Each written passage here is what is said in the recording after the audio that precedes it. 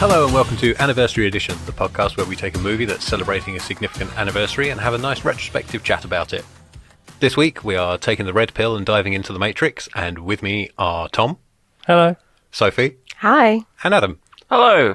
I picked Tom first because he wasn't paying attention. I wanted to surprise him. Yeah, no, I was just looking at my notes. As ever, standard disclaimer, we're going to spoil the hell out of this movie. I think pretty much everybody on Earth has seen The Matrix by now, right? Yeah. I reckon. Yes. Yes. Apart from perhaps very old people Yes. and very young people. And tribes of indigenous peoples who live on islands and throw spears at low-flying seaplanes. Perhaps we should drop DVDs to them, and then DVD players, and then televisions, and then electricity supplies, and they can watch it too. Unfortunately, the fatalities involved with dropping televisions on people from planes is a bit too high to make that make sense. Yeah. Plus, the functionality of the television can't be guaranteed. So you just send them faulty hardware. Very true. Very true. I'm sure PC World would be happy to oblige. Yeah. So it turns out The Matrix is 20 this year. Happy New Year, by the way, everybody. Welcome to 2019. Oh, yeah. Hey.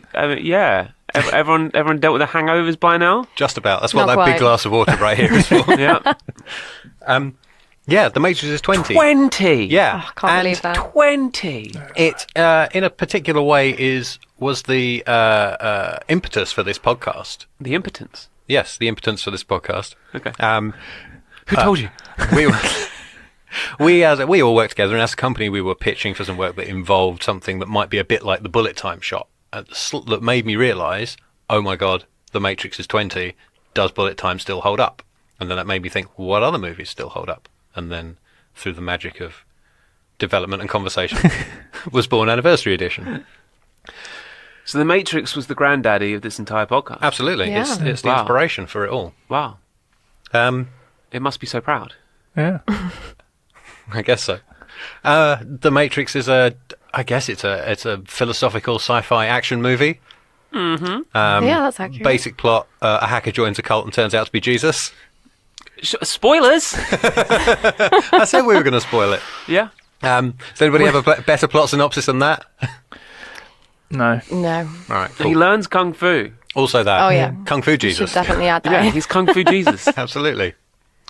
So it was released in 1999, as we said. It cost $63 million and took $464 million worldwide. Not enough.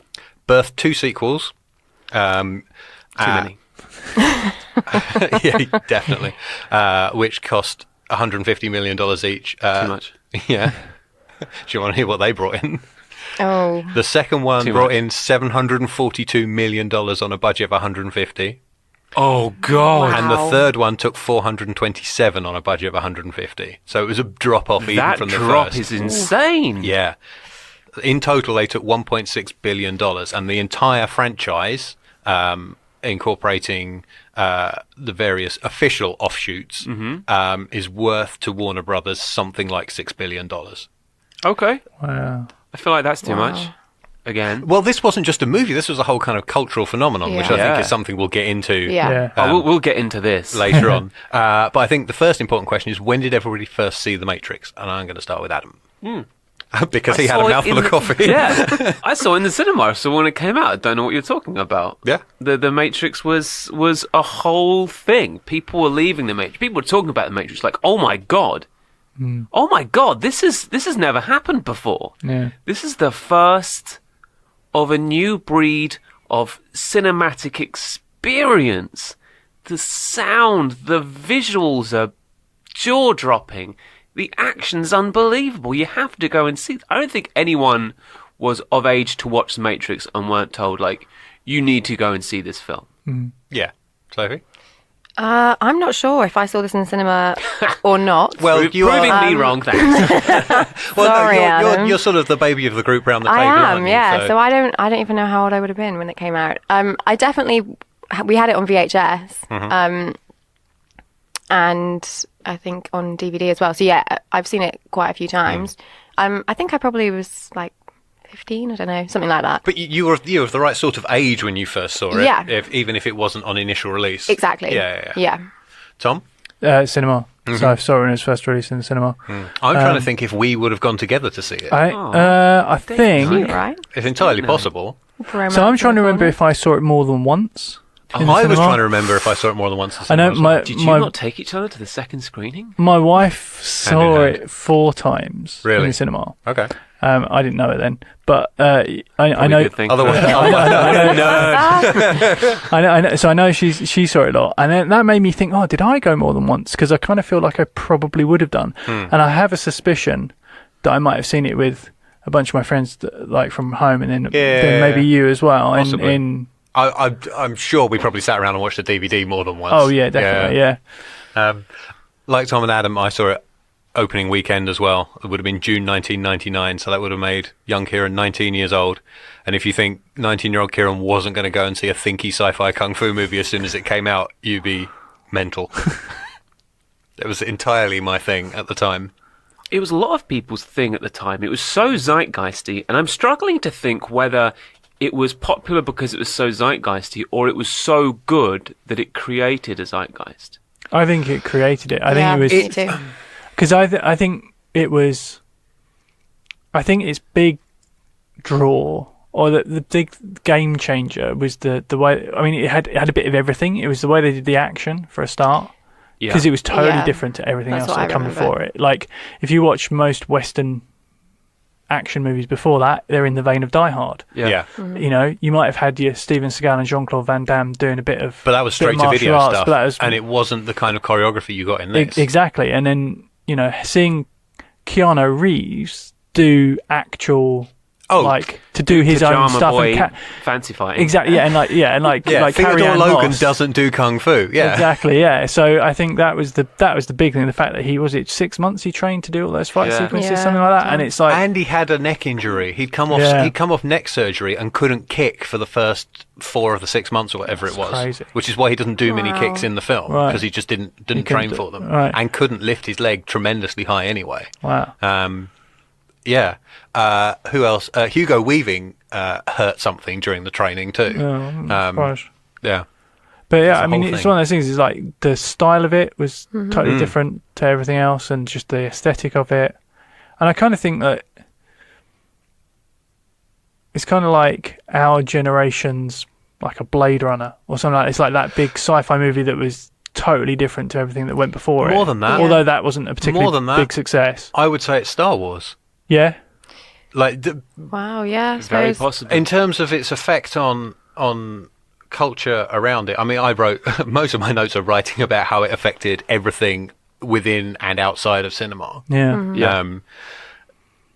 It's groundbreaking, the use of visual effects. So that bullet time had not been seen anywhere else. And I think of it as the shot on top of the roof, Yeah. where Neo dodges the bullets for the Yeah. first Yeah. time. Yeah, there's actually 3 more instances of it in the film. Yeah, because they do it, Carrie Ann Moss at the beginning, don't they, when she Yes. jumps up? Yeah, Yeah. I watched an entire documentary, I seem to Yeah. remember, on that one jump kick. Yeah, and just how they did that Yeah. shot in Yeah. the, with the wires and stuff. Yeah. And then there's the other ones. And there's there's, one in the final fight, isn't there? Where there's- Agent Smith and Neo, when they run at each other and they're shooting. yeah, Yeah. yeah, when each they other. when they, Oh, when they yeah, jump yeah. and collide, and the Yeah. other one is where Morpheus gets shot through the ankle, where they're trying to. Yes, Oh, yes, yeah. of trying to escape course. from That's the- only like a quarter turn, Yeah, isn't it? But It's a it's little still, one. yeah, a little one, yeah. yeah. So that was then spoofed and used everywhere. Yeah. Like you couldn't escape from that effect. The guy, John Gator, the guy who created it, his bank balance must have shot up after this. He would have been in demand everywhere. And Yuen Wu Ping as well, the fight choreographer. It was the first time you'd seen that kind of wire-assisted martial arts in Western cinema. Yeah. Yeah. And he then got a second career of it because he was already a legend in Hong Kong for the kind of movies he'd directed and choreographed for there. And then him and his whole team got recognition in the US. As Enter the Dragon, as we talked about, that sparked the 1970s kung fu craze. This opened the door for Eastern white wire fu movies to be released in the US. So without Yeah. this, things like there's no Crouching Tiger, there's no Hero, there's no Yeah. House of Flying Daggers in the US, Yeah. that kind of thing. And then outside of, well, still within the film industry, this coincided with the rise of the DVD. If this was the movie, you had to have on DVD rather than VHS. I heard Yeah. it called the Brothers in Arms of DVD. So Brothers in Arms was a Dire Straits album, which coincided with the rise of CD, and that was the album. If you were going to buy it, you didn't buy the vinyl or tape; you bought the CD. Yeah. In fact, there were a lot of players I seem to recall in the US that were sold with a free copy of The Matrix. So that might be I how they remember got that, it into yeah. homes. Yeah, exactly. It coincided with the boom in popularity and easier access to the internet. It's the first film I can remember that employed online marketing. Whatisthematrix.com, password steak. Yeah. Which now, unfortunately, is just Warner Brothers' official page for Matrix Revolutions. Oh, God. Yeah. Shame. Yeah, but everybody, like in the run-up to the film, during its release and afterwards, was into this universe and wanted to find out more about it. See, all Yeah. that passed me by. Sorry. And then beyond that, this long. impacted music, fashion. Every idiot wanted a long coat and The sunglasses. fashion of it Yeah. was... The fashion of it was huge. Yeah. Every town had a dozen or so kids who, Dressed like Neo. dressed like Neo, and for some reason, And played unfortunately, Dungeons and also Dragons. decided to grow ponytails. Yeah. What's that about? There are no That's ponytails. so I suppose true. APOC has a ponytail, Yeah. but that's it. It influenced video games, so the bullet time effect was then made famous in video games in Max Payne Yeah. and that series. It brought hacker and cyberpunk culture into the mainstream. It inspired tons of books on philosophy and at large, and just deconstructing the film, its meanings and its universe. Yeah. And yeah, I think people took the ideas and the philosophy depicted in the film in the same way that their older brothers and sisters and parents had taken to the Force 20 years earlier. This was enormous, this film. I have to say, Yeah. I think it's possibly bigger than Star Wars, but it got undercut by its sequels.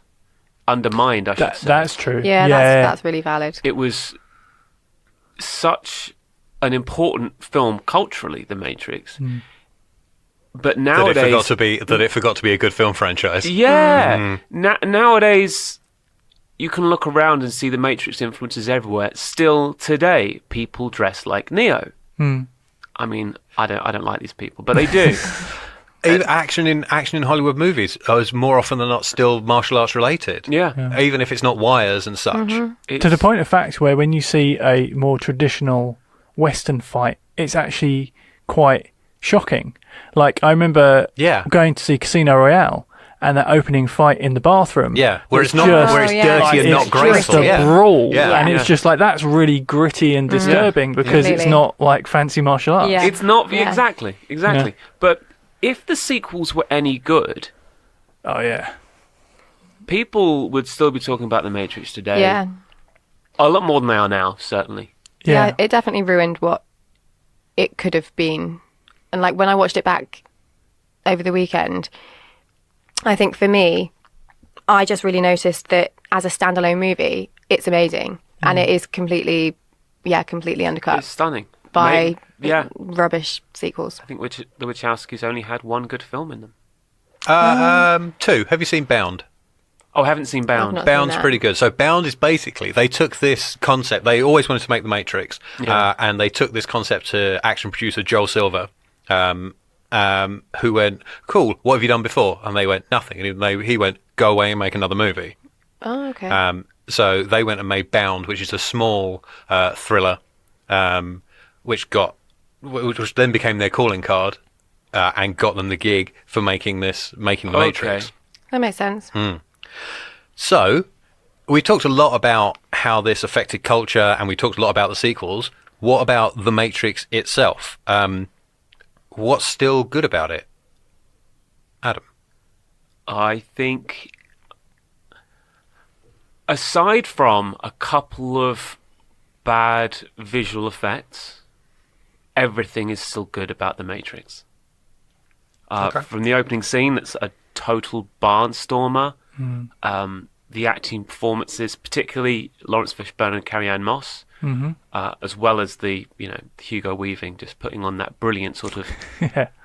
He was, so he was. Which I think works amazingly well in this film, Yeah, but it then it does. becomes a parody in the sequels, and It's then engaging and it's magnetic, and you're like, what's he working towards in his sentence?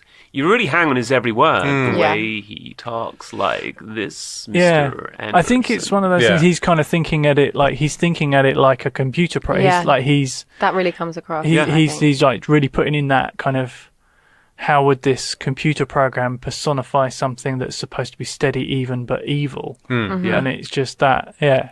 It's that stuff it just really sells it, makes it awesome, I think. It all really works. Keanu Reeves is better than usual. He's more charismatic than usual. Yeah. You really feel like you know him. He's generally sort of an impossibly handsome blank slate, isn't he? Yeah, Yeah. he is. But it makes him incredibly easy to inhabit as a viewer. Tremendously easy. The cubicle scene, when he's running away from the agents, Oh, yeah. is reminiscent of Velociraptors in the kitchen. Yeah, that sort of tense. Oh, yeah. Yeah. And the way the camera swings around the cubicles as he runs from place to place. I really, really, really like The Matrix, and I'd forgotten how much I liked The Matrix. Yeah. It's funny you talk about that cubicle scene. I hate that scene. You hate that Do scene? you? Oh, no, not so much the dashing from cubicle to cubicle, the bit afterwards where he goes into the office and he's told, go out of the window. Yeah. And he says to himself, this is insane. Why is this happening to me? What did I do? I didn't do anything. Just talking to himself like a complete moron.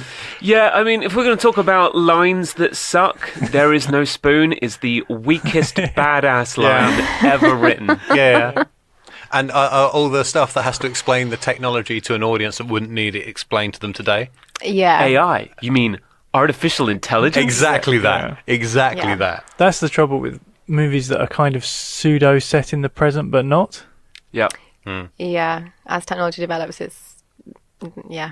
lets it down a bit. I mean, one thing I like sort of historically about, it's set in the present time of 1999 that's supposed to be when humanity was at its most prosperous. Yeah. Did they know that the 9/11 attacks were going to happen? Because it's timed really well for the That's most prosperous era of humanity. Yeah, I mean, it's one of those things that's like, I was thinking about this the other day, that if you make a period film, Yeah. there's a very strong chance that isn't going to date. Well, Yeah. Do you know what I mean? Because it's of Yeah. its time. Yeah. I So mean, whereas I completely. think with this, which is both set in a present that's now the past and a future that we haven't got to yet, Yeah. it's in that period of being like incredibly and being very VFX heavy. It's very, very, like, I was quite worried watching it back because it Yeah. was like, Oh, same. this could really fall down. You think it's quite vulnerable significantly. Yeah. for that reason. Yeah, because there could be so much that just won't hold up in Mm-hmm. its current. It can go on to become a classic because enough time has passed when you look back on it, and you kind of can look back on it with that, yeah. that like, oh, well, the effects were good for their time, but Yeah. actually, they're probably not that dissimilar to what we have now, Mm-hmm. really. No, as Adam says, there are still a couple of dodgy Oh, ones. yeah, It's mostly just a couple of iffy, like green screen shots where you can see a bit of matte line around people. The thing that really stands out to me always, and stood out to me in the cinema when I saw it the first time, is the lift door in front of the explosion. Yes, yeah. Yeah. That looks yeah. like The they physics were- on that are terrible. Yeah, and it was Yeah. just like, is this supposed to be a 3D shot? Yeah. Because it kind of looks like a Yeah. naff 3D shot. But Yeah. Yeah. I mean, for me, the bad visual effects were the mobile phone and the spoon. Yes, yeah. The mobile They're phone falling shocking. in. Yeah. Yeah. But what are you going to do about the spoon? It's one of those things. It's kind of like, are they the shots that people think are going to be easy, Yeah. and then they turn out not to be, but they've already run out of all the budget, so they just left them to last because You know what? I they'll think be you're the right. easy ones, and then wait, this isn't as easy as we thought. Not and then- even that. That's just the state of what photorealism was at that time. I suppose, and yeah. having to print it back to film rather Yes, than being that's able to true. do a pure digital Yeah. shot. I think that's the problem, particularly with the spoon. Yes, yeah.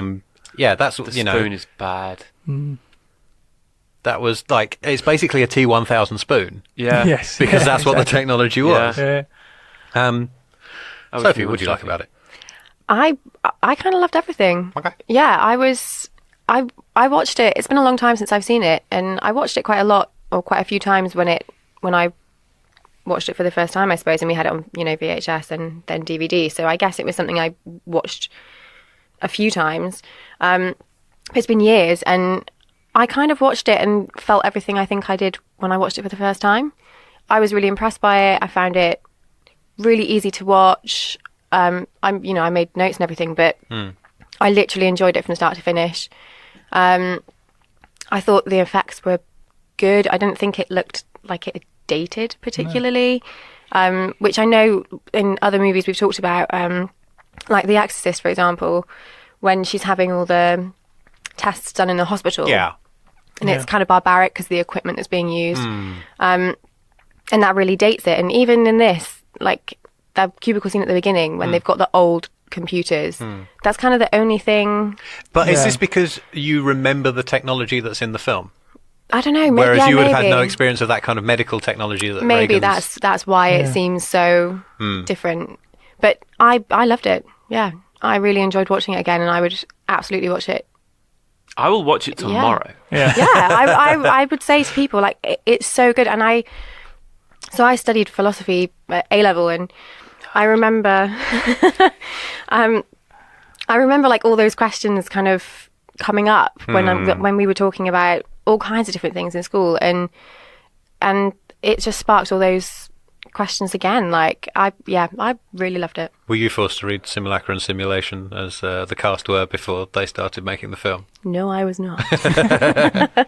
Apparently, like, Keanu really got into it, and Carrie Moss was like, I don't understand any of this. I'm just going to do my lines. I don't get it. Tom? Yeah, I mean, so something when I was watching it this time round, I was kind of like, well,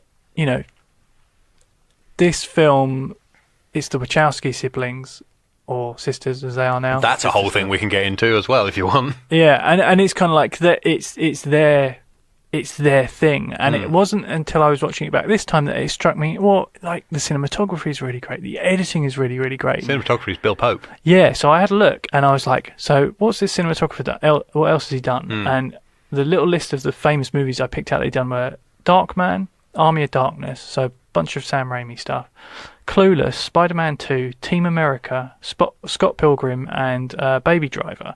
And I was like, okay, Wow. I can kind of see They all have distinct really visual styles. visual styles. I was like, okay, and I was like, You wouldn't mistake any one of those films for any of the others, or apart from maybe Darkman and Army of Darkness. yeah. But- And then I was kind of like, wow, so what else did this editor do? Because the editing is like super sharp. The editing won the Oscar that year. It did. Yeah. The guy also did Police Academy. Naturally. And like that was like the biggest thing I could find. I'm on amazed his, that every time Lawrence page. Fishburne opens his mouth, a weird noise doesn't come out. Exactly, yeah. So yeah, I was kind of like, that kind of struck me as quite intriguing, and that I was trying to figure out because it's seen so much as the Wachowskis movie, like how much input did these other people have? And I feel like Bill Pope probably did have a lot of input, but I Yeah. feel like the editing that maybe not so much, but. Yeah, no, I like I said, I was a bit worried it wouldn't quite hold up. And I watched my DVD copy of this. Okay. I'd be intrigued to see like a 4K So, Blu-ray which DVD do you have? I have Do you have the Ultimate Collection with the whole everything in it? I do, yeah. Okay, yeah. that's a different DVD transfer to the original DVD transfer. Oh, okay. Which I have and Right. which sucks. Oh, okay, mine It's was pretty good. awful. Like the blacks are all grey. You can see noise in everything, and right, no. when they did the Ultimate Collection, so they did the first DVD would have been 99 2000, and then when they did the re-release for the Ultimate Collection and all that kind of thing, Yeah. they did a new transfer to make Right. it look more like the sequels. Okay. And I think I need to get, Yeah. because I really noticed how bad the DVD was. It looked really showed good. its age a lot. I'd be intrigued to see, because it's one of those things that sometimes when you do the 4K or the Blu-ray editions, then that's when the effects really show their age. I would So- suggest that nobody ever watch Ghostbusters on Blu-ray. Oh God. If you have the DVD, watch that instead. Yeah, you're better off. Okay. Yeah. So Kieran, you've got all the names and all the roles. I want to know who composed on this film, because I was watching it and I was thinking a lot more weird stuff. It's like you don't actually have to answer, I suppose. A lot more weird stuff happens. Tom in can The go on Matrix. IMDb because I don't actually have. Sure. But this movie, It's a weird movie. So let me finish my thought. Yeah, okay. It's a weird movie and a lot of odd stuff happens in it. some very cyberpunk moments, the weird bug thing that happens, the mouth melting into itself. A lot of weird, otherworldly stuff happens. And you have to sell that with a great score. And The Matrix's score is frantic. It works so hard. It does a lot of heavy lifting to draw you along with what's going on. I was always very aware of the score and thinking, God, it's almost getting my pulse going. It's really interesting you should mention that. I don't remember a damn thing about the score, but I remember the Marilyn Manson track, I remember the Rammstein track, I remember everything that was on the soundtrack. Okay. That was a gigantic hit as well. It was huge, and I think it really confused goth culture for a while. Yeah. That soundtrack. Like, are we supposed to like Rage Against the Machine now? Yeah. See, I remember for me, the music of The Matrix is the soundtrack, not the score. I couldn't tell you who composed it. I couldn't hum you anything from it. I don't think I could hum anything from it, but it's sort of like when you watch an indie movie and they're on a chase or something, and it's just the music just keeps up with the action on the screen, and it very much did that. And I found myself quite impressed, particularly when Keanu Reeves' mouth is closing up. That yeah, shot, that strings scene. are just working hard Yeah. to make you panic. Yeah. that shot is still terrifying, and Yeah. that actual concept of having your mouth just seal up Yeah. without anybody And wanting doing to anything. scream so Yeah. much. Yeah. But just, oh, yeah. I have no mouth. Yes, I must scream. And they do the same thing in a very bizarre shot that I think is almost it's a bit weird when he has the bug in his tummy and they remove it with it's a penis pump, let's be honest. They stick a penis pump on him and they give him an electric shock. Oh, behave. And the bug comes out, splats out a bunch of fat.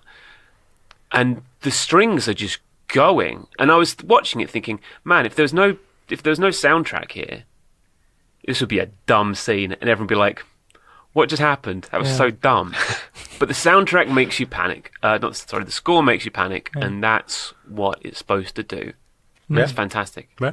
Yeah, it's great. It's Don Davis, just so you know. Don Davis? Composer. Yeah. Hey, Don, good job, mate. I think that highlights to the point of the fact it is a very good score, because a really good score shouldn't dominate your...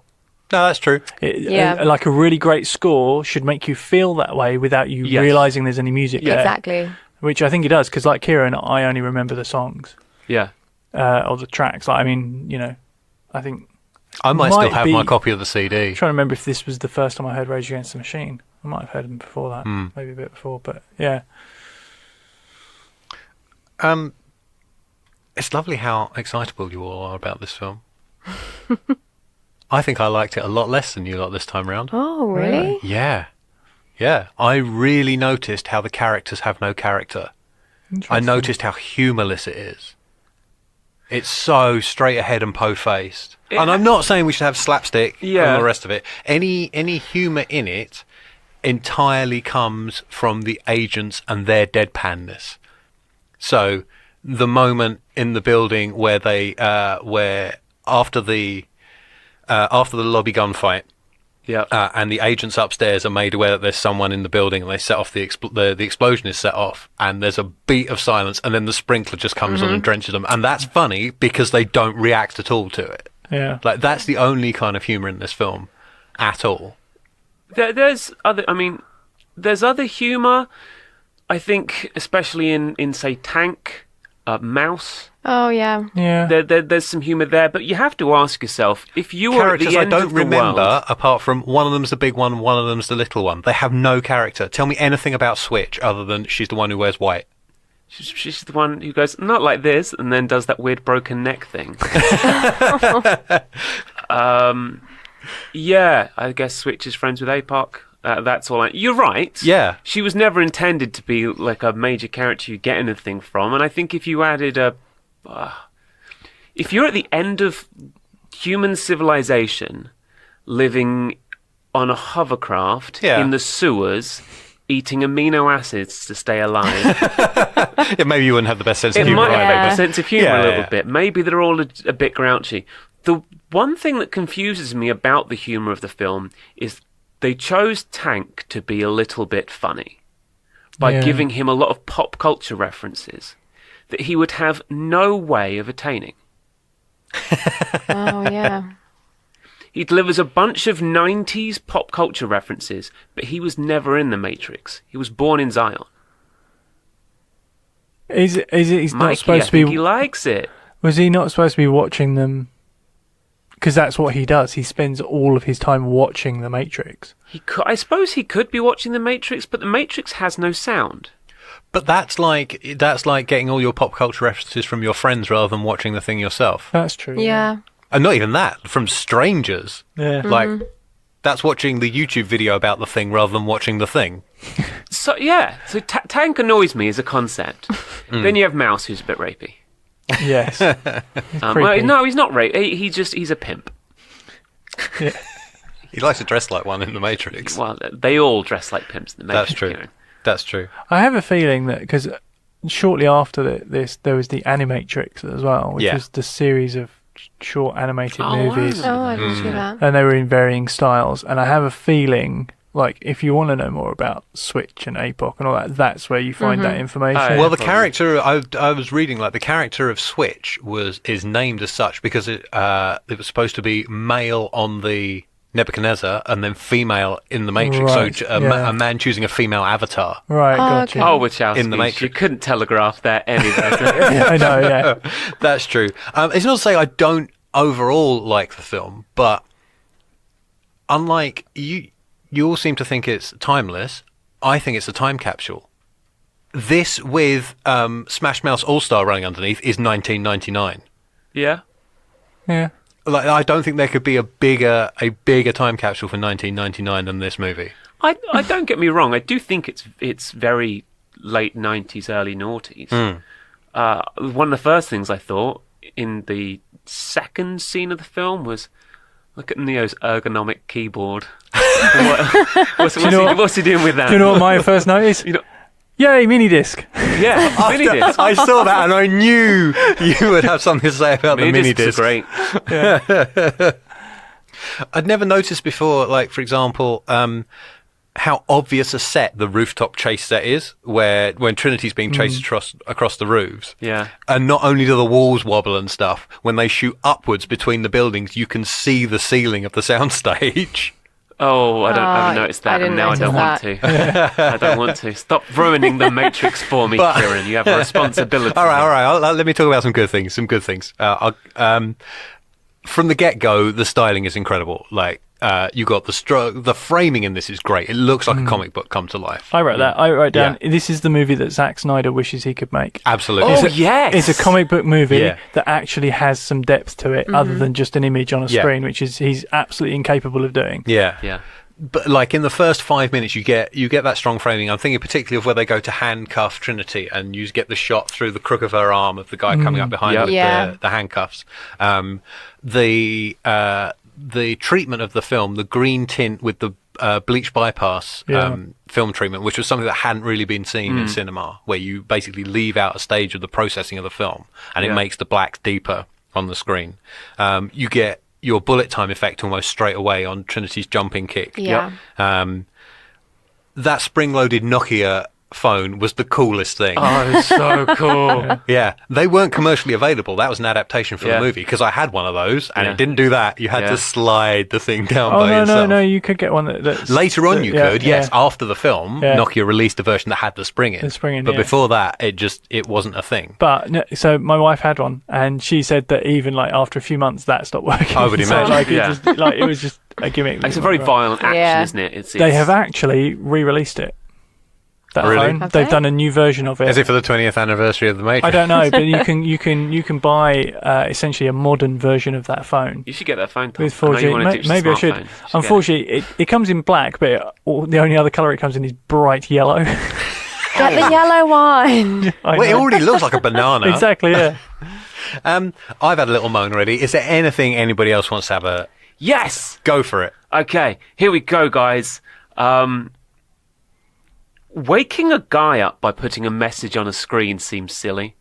What did Trinity think was going to happen? Like, how light a sleeper is Neo that a slight change in light The luminescence coming of his screen, from a yeah. monitor is going to wake him up? How did she know that du jour the character name of the woman hanging off the guy's arm, because he Right. just says her name.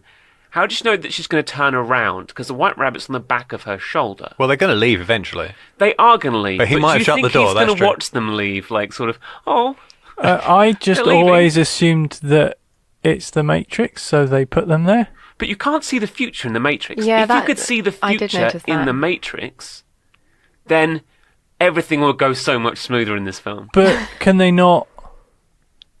Can they not alter the Matrix? Surely, because that's what the whole thing is. Surely they can't. Can't they do things to alter it? Can't they? We know for a fact the agents can do things. Yeah, because Yeah. that creates hardwires deja vu. and sort of change. Yeah. They can change the way that the world works, but we know that the heroes can't. They don't have that ability.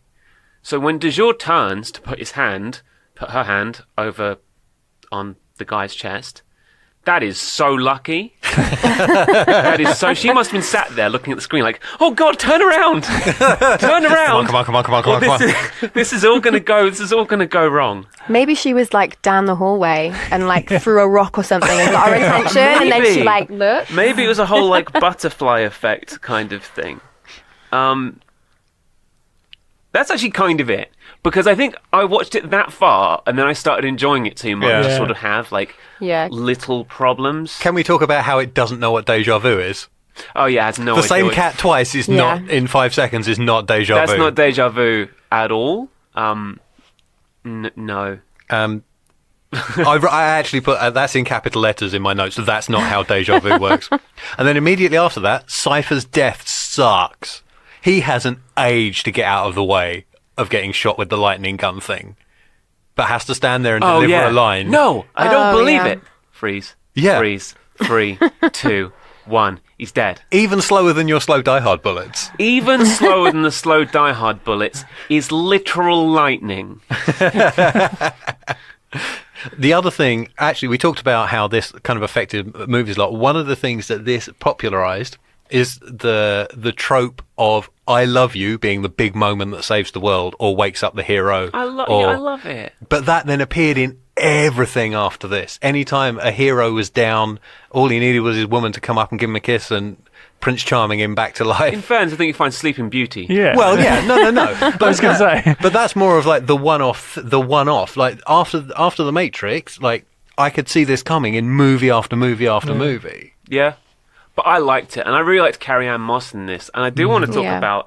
I want to say the scene when Carrie-Anne Moss and Neo... I should probably be more consistent about whether I'm using the character name or the actor name. So when Trinity and Neo are in the club and she's whispering in his ear, it's sexy as hell. I like that. There's a lot of chemistry there. It's just the Adam's past coming back. It's sexy as hell. And, Women in tight leather clothing whispering in your ear it in clubs. leads me to... Well, yeah, it's happened a lot. What can I say? Okay. They probably banged like hell on the Nebuchadnezzar before she fell in love with him.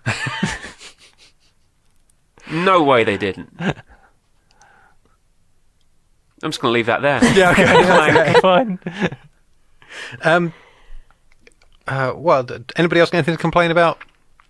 For me, the thing that completely ruins it is the sequels. Completely. Yeah. Oh, yeah. That's for me as well. The I sequels only saw the first suck. one, and then it was so bad that I just Yeah. binned off the last one. It's terrible. Don't So- watch it. Yeah, I said before we started recording that The Matrix, when you watch The Matrix back, it becomes very clear that it's impossible to make a sequel to it. Because the interesting thing about The Matrix is the character development of Neo. Yeah. And he goes Yeah. from nerd to Superman. Yes. And then, Yeah. that's it. And then you goes have the Superman beyond problem. Superman. He Yeah. becomes Doc Manhattan Yeah, yes. But without the swinging without Neo. swinging. Yeah, Yeah.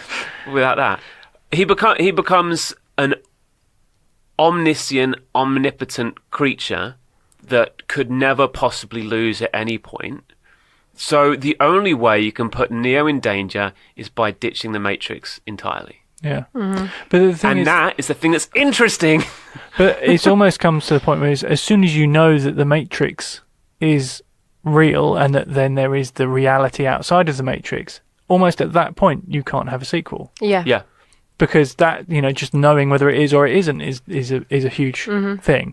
So it's kind of like they should have just left it as a standalone movie. Yeah, I completely Yeah, but agree. money. I know. A lot of money. I know. a lot of money. So as soon as he steps out of the phone box and Superman's up into the air at the end, I immediately thought, this is going to be an Adam thing.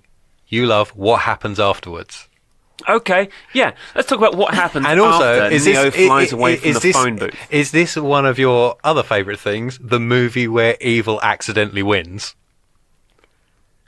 Because he Explain. essentially reveals that his closing monologue is he's going to gonna reveal reveal that this everything. is all fake to everybody. Yeah, So then everybody is going to wake up in a horrible pod, yeah, probably die of shock, yeah. And there's also not enough space on that ship. For, Exactly, like, or just be everyone. a sticky gooey baby that somehow has to get back to Zion. I think that would still be a heroic win. You think? Yeah, Okay. yeah. Everyone wakes up from the Matrix. Billions of people die instantly because they're like, oh God, I live in yogurt.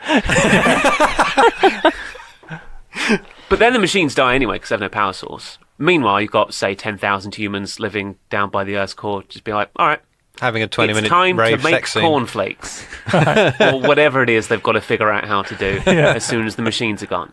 Right? I think that's still a people win. Horrific loss of life. Yes, true. But did they ever have a life to start with? There's a philosophical problem for your A-levels, Sophie. Oh gosh, no, that was too long Well, that's ago. part of it. So this really contributed to the rise of the we're all living in a simulation theory. Oh, yeah. That, if you think about it now, Yeah. is a It's bit brain flat in a earthy, jar. isn't it? It's a brain in a jar. Yeah. But my biggest thought when he was flying away was, where's he going?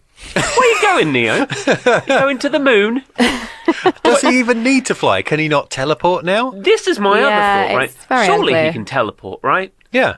And, He's just and showing off. He realises that he's in the Matrix and the three agents are standing in front of him and he stops the bullets and he's like, oh, I can stop bullets. And he blocks the punches and then he's like, oh, I can block punches. This is even more impressive than stopping bullets somehow. And then- he does one kick and everyone's like, oh my God, he can kick people? This is mad. Yeah. And then he dives inside Agent Smith and, you know, there's Explodes probably a him. Pornhub category for that kind of fetish. Agent Smith explodes and the other two agents run away. And all I'm thinking is like, you've clearly reached this point, Neo, where we get it, right? You're God now. That's fine. But he hasn't You don't need to exploded. do any of this. You could wave your hand. Yeah. You don't even need to wave your hand. You could mentally wave your hand, and everyone in a 2-block radius would just vanish. Well, he hasn't actually exploded Agent Smith. He's only exploded the body that Agent Smith has jumped into. Yeah. Because that's So- how agents work. Yeah. And how long did it take for that to happen? That was like 1 minute of screen time. Meanwhile, Trinity and Morpheus are dying. To the world's slowest robotic jellyfish. The jellyfish are weird, like the what are they called? Sentinels? Sentinels, yeah. Squiddies. Yeah. Yeah. What are they doing? They're not very good at their job, are they? Well, is their job hunting down ships with Lawrence Fishburne on them, or have They're- they they're- just been repurposed from They're something else? Seek and destroy. Yeah, Yeah. the guards. Yes, you can destroy is there. So or they tagline. know where the Nebuchadnezzar is. They find the Nebuchadnezzar. They then spend the next 5 minutes just sort of, let's just peel back this metal off the hull. Let's Rather than just squeezing keep it to doing that. death. Rather than doing literally anything else they could do. Anything like it would be so easy for them to. Oh God, I knew it was worth winding him up and letting him go. Neo, what are you doing? You're just wasting your gifts. And you fly off to the moon to live on the moon, I assume. Matrix moon, not even a real moon.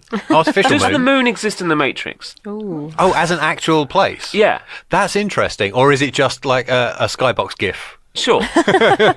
Yeah. What's the point in that? Well, at what point does he just hit the textures? Does it all pixelate out and he's just hit the texture? At what point is this the Truman Show? Yeah. Is it just the city?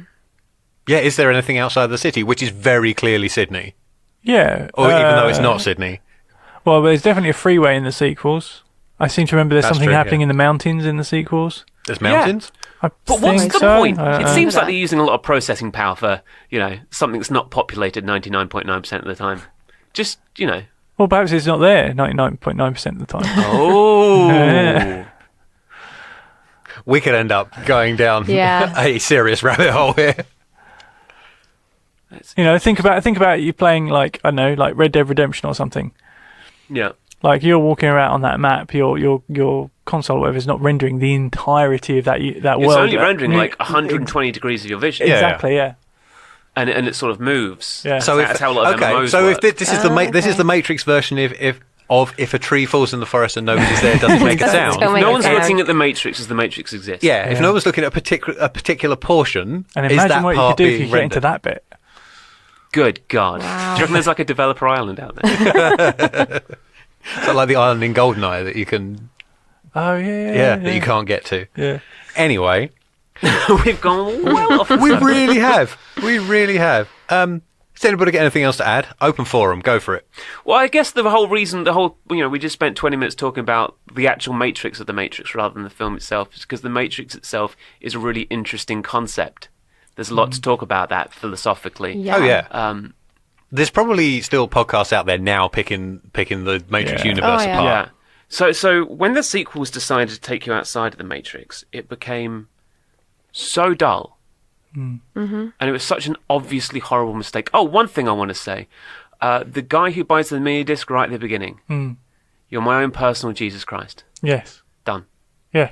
Done. Oh yeah. Earliest foreshadowing to the ending of a trilogy. Ever. Yeah. And there's another bit later on with when Neo is talking to Cypher, Yeah. and he's just like he says something like, "Oh, what did he say to you?" And he's like, "Oh, I got told this," and he just goes, "Jesus." Yeah. And Yeah. he's just like, Oh, Yeah. yeah. Yeah. And then the Oracle says, you or Morpheus, one of you is going to have to die.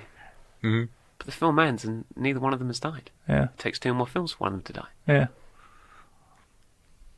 The Oracle's a bit of a funny one, isn't she? She doesn't tell him anything that happens. Everything she said, nothing she says happens in the first film.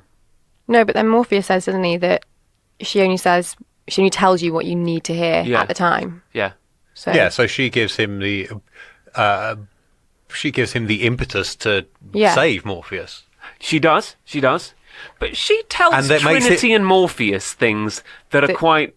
she's not that Yeah. vague with other people. You're going to fall in love with the one. Well, Yeah. no, I think it's because he is the one. She knows he's the one. Yeah. And he needs guidance in a different way.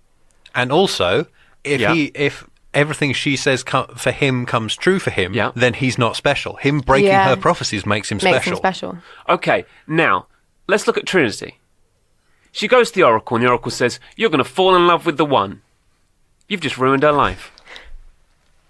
Because, how is she going to have any good, decent personal relationships now? She can't date. She can't date at all. Forget going on Tinder. I mean, she's It's living. all over. She's living on a If hovercraft. she falls in Yeah. love with one person, he's going to turn out to be Jesus. Can you imagine that kind of pressure? Anybody else?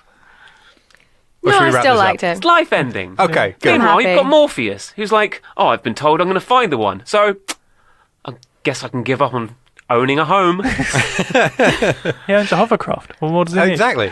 I'm just going to go and, go on the search for my entire life. And then when I'm done with that, hey, I've got no meaning, no purpose. Brilliant.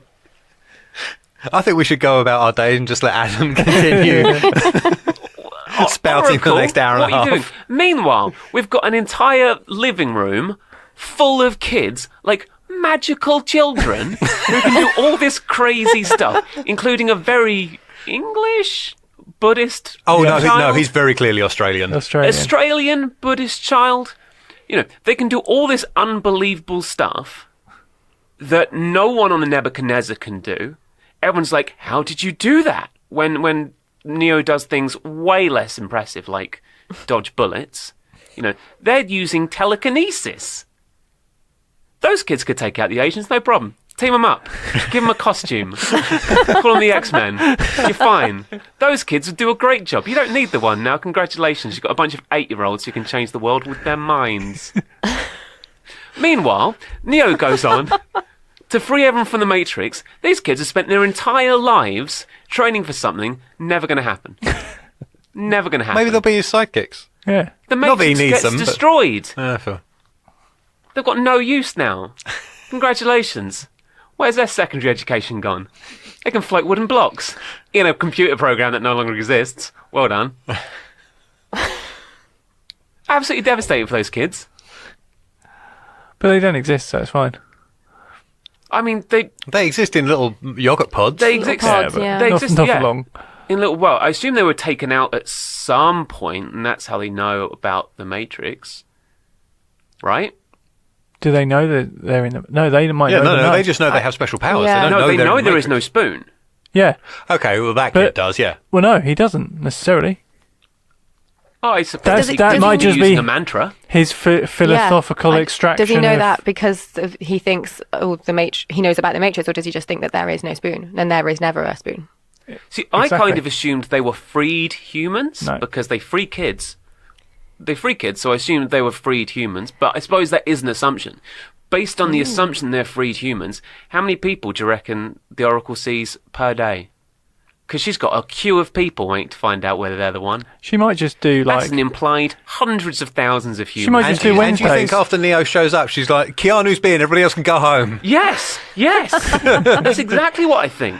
But she might You, just, leave my cutlery With alone. their bloody mind control cookies. she might be like a GP and just do like a surgery once a month. I think everybody gets like And 15 everyone has minutes. to go, That's why yeah. there was Everyone gets a queue. cookie that makes Yeah. them feel so much better as soon as they leave the flat. There's no weed in those, Grandma. Oh, yeah, sure. Oh, are we done? I've tried to wrap this up like 3 times now. Sure. Oracle's bullshit. Okay. Do we need to do an extra show so you could just give out about the Matrix for an hour? No, we're done. All We're right, done. Hey, we've got sequels we can do. Oh, No. We could do the sequels. No, we can't. Oh, they recast her, don't they? Yeah, because she Yeah. died. Yeah. Yeah, that's sad. Yeah. Are we saying overall Matrix good? Yes. Yes. Overall, Matrix good. Kieran say Matrix bad. No. Matrix still good, but I think it is not necessarily showing its age, but as I said, it is the encapsulation of 1999 for me, which isn't necessarily a bad thing. Yeah. It just doesn't feel as relevant now. Yeah. I noticed when I was watching it back, the entire first... This is nothing to do with that, actually. But I was noticing the entire first act is people asking Thomas Anderson to make life decisions. I quite like that. Okay. His boss telling him to ship up or ship out, and then Agent Smith telling him, play ball, or you'll lose your mouth. He was asked for red pill, blue pill decisions. Yeah, yeah. And then Morpheus offers him the ultimate red pill, Yeah. blue pill decision. Yeah. That was cool. I like that. It was smart. It was, all tied up in a little bow. So the big decision we have all made is the movie we're going to do next, and Sophie's going to tell us about it. Yeah, next week we are going to talk about Some Like It Hot. Woo! In episode 11 of Anniversary Edition. Marvellous. This anniversary edition episode was recorded in the Upbeat studio in Soho. Smooth. Yeah, I know, I'm good. It's almost like I've done this before once or twice. For studio inquiries, you can drop us an email on studio@upbeatproductions.com. Probably should have told that to the woman who phoned up earlier. And you can also find us on Twitter. Head to @upbeatprod to see what we're up to, and @upbeat_ents for our film coverage and entertainment news. I think all that remains is to say goodbye. So say goodbye. Goodbye. Goodbye. Goodbye.